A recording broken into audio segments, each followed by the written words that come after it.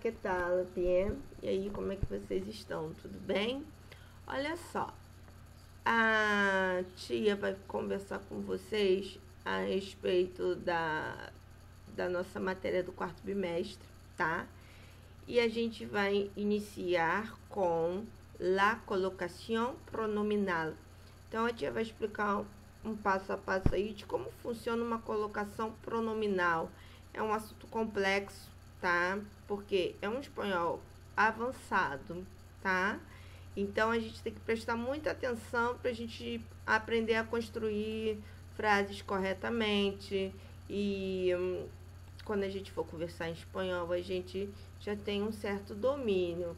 Mas, para isso, a gente precisa entender um pouquinho da gramática, tá? Então, vamos lá. O que seria essa la colocación pronominal? En español, la colocación pronominal puede ser proclítica ou enclítica. Tia, que é isso? Viu? Não falei que é estranho? Então, isso daí quer dizer que pode ser um pronome átono ou um pronome tônico, tá? E a tia vai explicar como é que funcionam esses dois tipos de pronomes, tá? Então, vamos lá.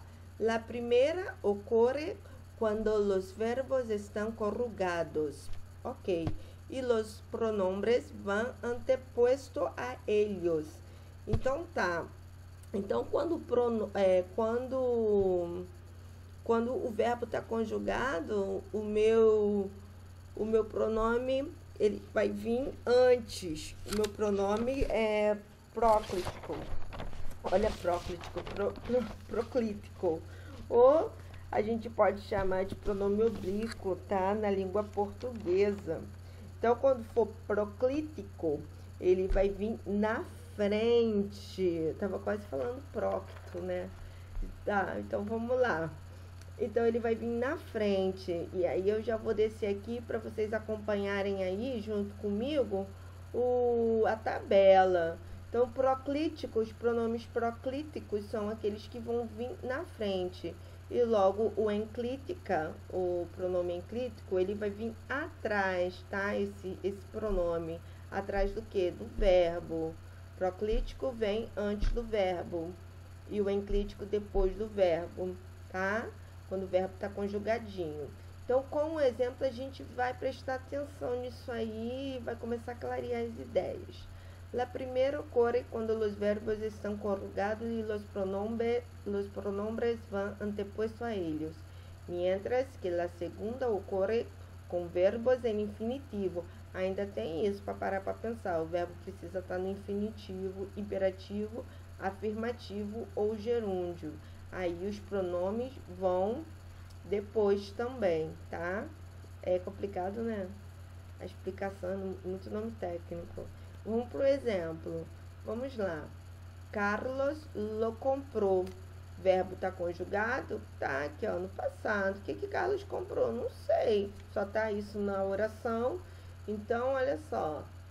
A gente tem uma colocação pronominal de forma correta antes do meu verbo. Se é antes, ela é um proclítica ou proclítico ou tônico, tá? São tantos nomes, no final dá tudo no mesmo. Na língua portuguesa a gente chamaria de pronome oblíquo. Então vamos lá. Carlos lo comprou. Ok. Agora nós temos outro exemplo, que esse lo pode vir atrás. Aí seria o caso do enclítico, né? Vamos lá. Comprá-lo. Comprá-lo o quê? Não sei o que foi comprado. Mas o meu verbo, ele tá no infinitivo, numa forma que não foi conjugada. Comprar. Seria como se fosse o nosso comprá-lo. Você vai comprá-lo, por exemplo, eu já falei o assunto. Ai, tava querendo comprar um sabonete para mim, em português. Poxa, você pode comprá-lo? Você já entendeu do que significa esse lo? Estou falando do sabonete. Então, eu não preciso. Você pode comprar o sabonete? Não. Eu substituo pelo lo. No espanhol também dá certo. A nossa diferença é que a gente coloca hífen e eles colocam tudo agarradinho, tá? E agora vamos ver aqui, ó. Comprá-lo pode ser também um imperativo afirmativo, tá?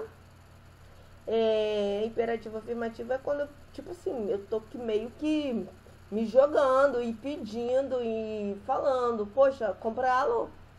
Tipo, num sentido de você não tem nem. Do jeito que eu falei, foi de uma forma imperativa.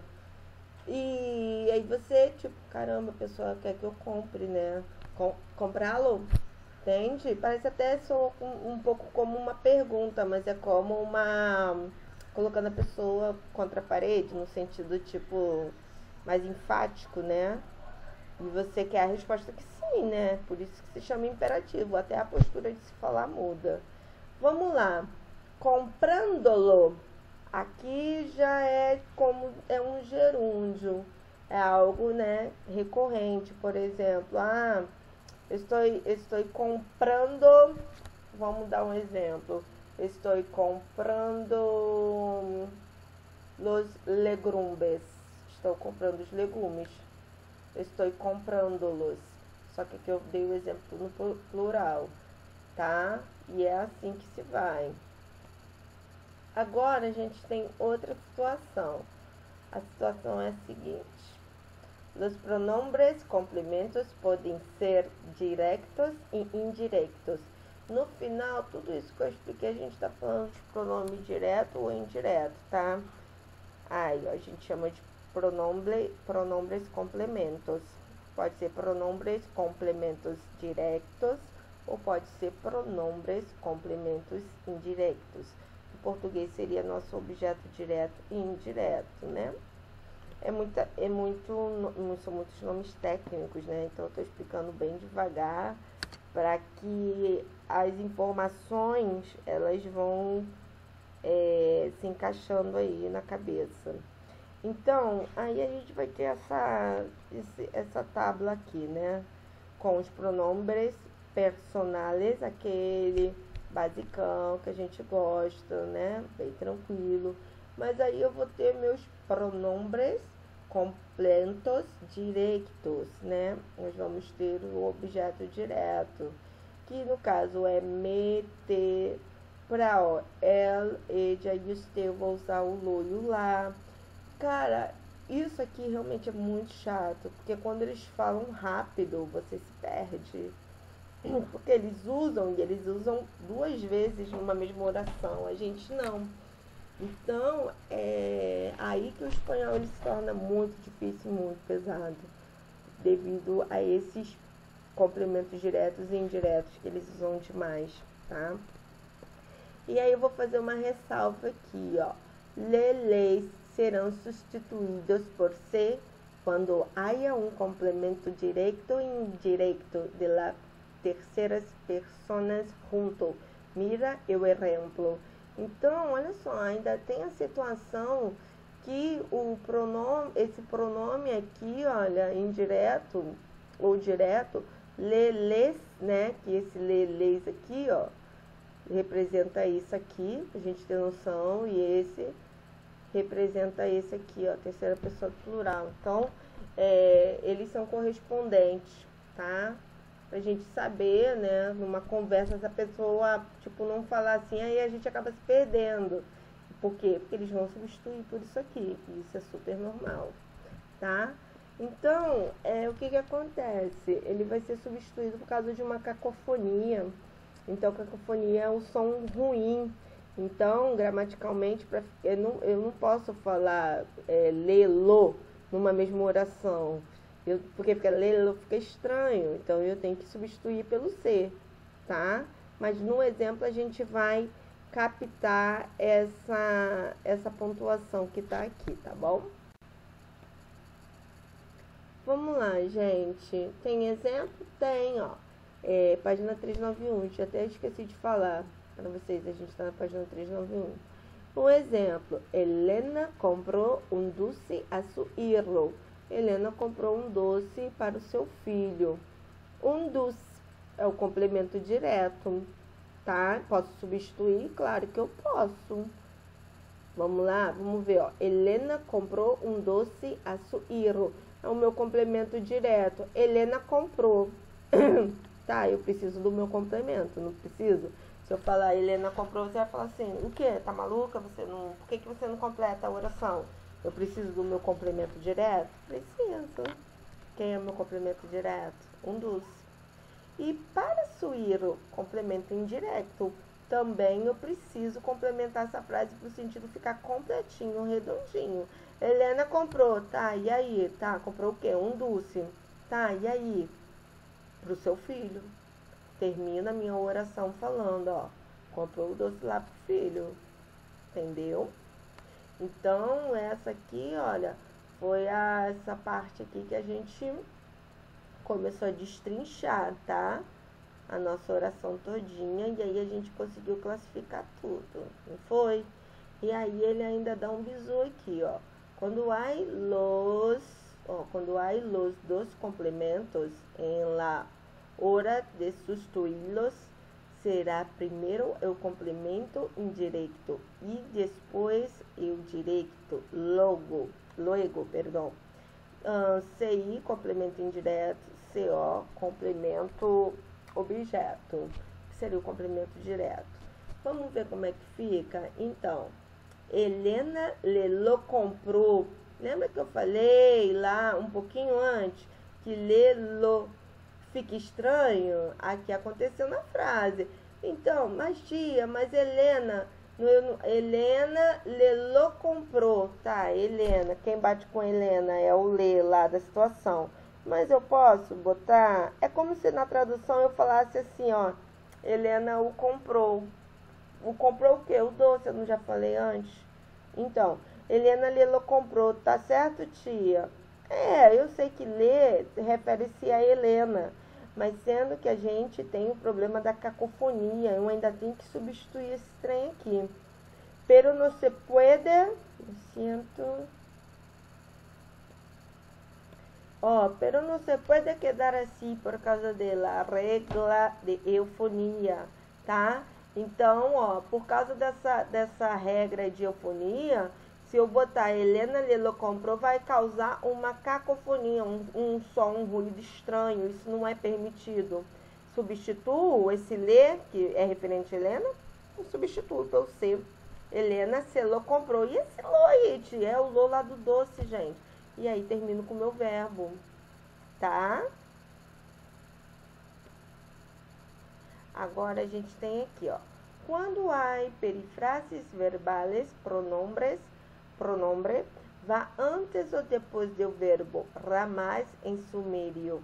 Então, vamos lá. O que é isso, tia? Perífrase é quando, tipo, há uma locução verbal numa oração. Então, a locução verbal é dois verbos na mesma oração, sendo que um é auxiliar. E aqui está acontecendo isso, ó. Está comendo um bocadilho. O meu está, e aí eu tenho dois verbos, né? Esse meu verbo aqui de ligação, né? E o comendo, que é o meu verbo principal, está no gerúndio. Está comendo um bocadilho.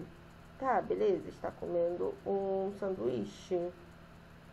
Então, eu posso substituir o sanduíche, o bocadilho? Posso. Lo está comendo. Lo está comendo. Tá? Ou está comendo-lo. Está comendo-lo. O que? O bocadilho. Tá? Então, existem duas formas de se falar. Tanto, da forma proclítica, quando vem na frente, quanto na enclítica, quando vem depois. Tá? Muito detalhe, né? Agora, vamos lá. Quando exigir a colocação pronominal em imperativo afirmativo de primeira pessoa de plural e de segunda pessoa de plural, sacarás las S ou la D, respectivamente. Aqui vai acontecer um metaplasmo nessa situação aqui. Por quê? Porque vai ter que retirar ou a letra S ou a letra D para o som ficar melhor. Cantemo-nos. Cantemo-nos. Olha só, eles retiraram a letrinha. E aí, ó, cantemo-nos, forma correta. E no cantemos-nos. Se eu manter o meu S, dá ruim, tá? Então, aí eu tive que tirar. Olha lá, como tá pedindo aqui, ó, pra tirar, tem que tirar. Canta-os e no cantados. Errado, vai ter que acontecer essa situação de tirar uma letra e substituir para o som ficar ok, tá? Tem questão comentada aqui, tá bom? Eu sei que já tem a resposta, né? Mas através disso aqui é bom pra gente tentar direcionar o nosso objetivo de entender. Então, isso calcifica no nosso cérebro.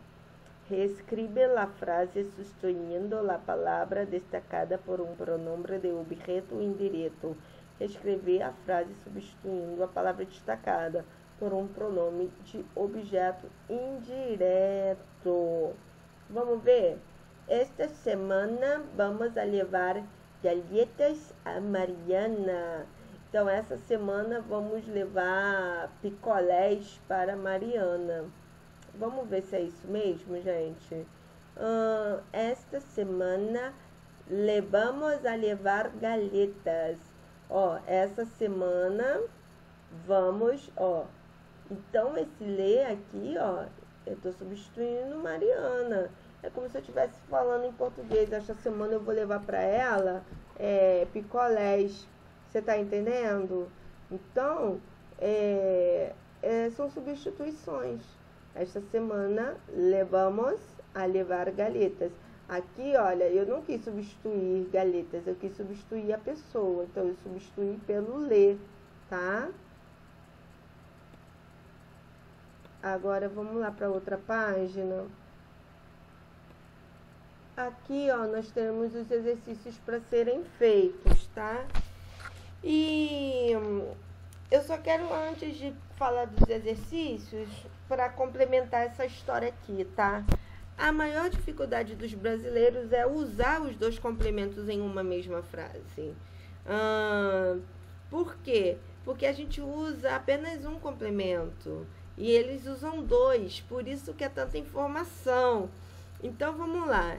Os pronomes complementos direto e o objeto, eles aparecem antes do verbo e, diferente do português, eles também são usados no início da oração. Isso só não ocorre quando há um imperativo afirmativo, um gerúndio ou infinitivo, tá? Nesses casos, são posicionados após e juntinho com o verbo, sem o hífen. Foi aquilo que a tia explicou lá, tá? Teve uma situação aqui, ó. Aqui, ó, comiéndolo. Foi sem o hífen. Então, isso que eu acabei de falar é só para mostrar como é que funciona mesmo, tá? E aí, a gente tem os pronomes complemento e os pronomes complemento indireto. Deixa eu voltar lá, só para deixar mais claro um pouquinho. Eles estão todos aqui, tá? E aí, eu vou dar um pouquinho mais de atenção para essa tábua aqui, para esse quadrado aqui, retângulo. Nós temos lá os complementos diretos e os indiretos. Parece que é tudo igual à primeira vista, mas, entretanto, nós temos regras para escrever corretamente, tá? Sempre a gente vai usar a regra do complemento direto, a gente tem que perguntar o que ou quem, igual no português, tá? Vou dar um exemplo aqui, ó. Carmen comprou um regalo para Juan. Então, como é que eu vou falar? Carmen lo comprou. Lo comprou o quê?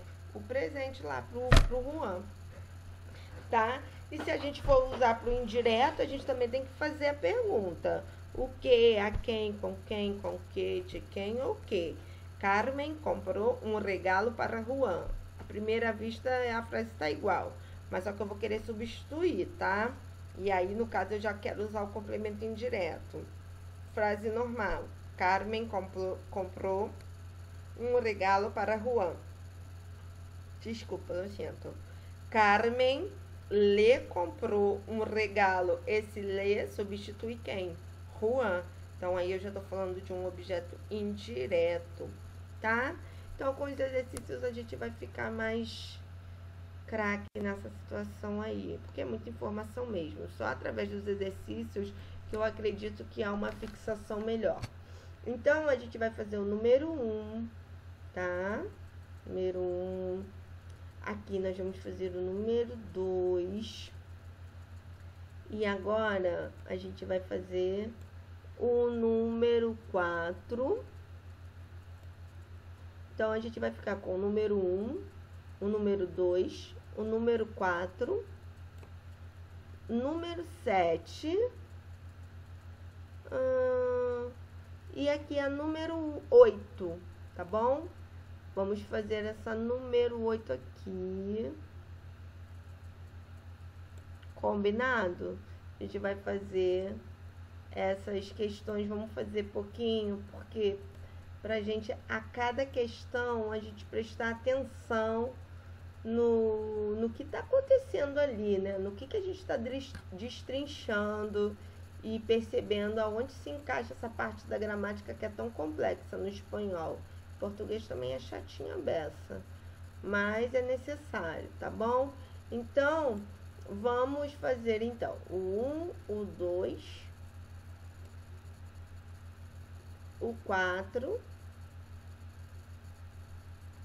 e o 4, o 7 e o 8. Combinado? Por hoje é só, me voy quedando por acá. Hasta luego. En la próxima clase daréles la corrección, ¿sí? Muchas gracias.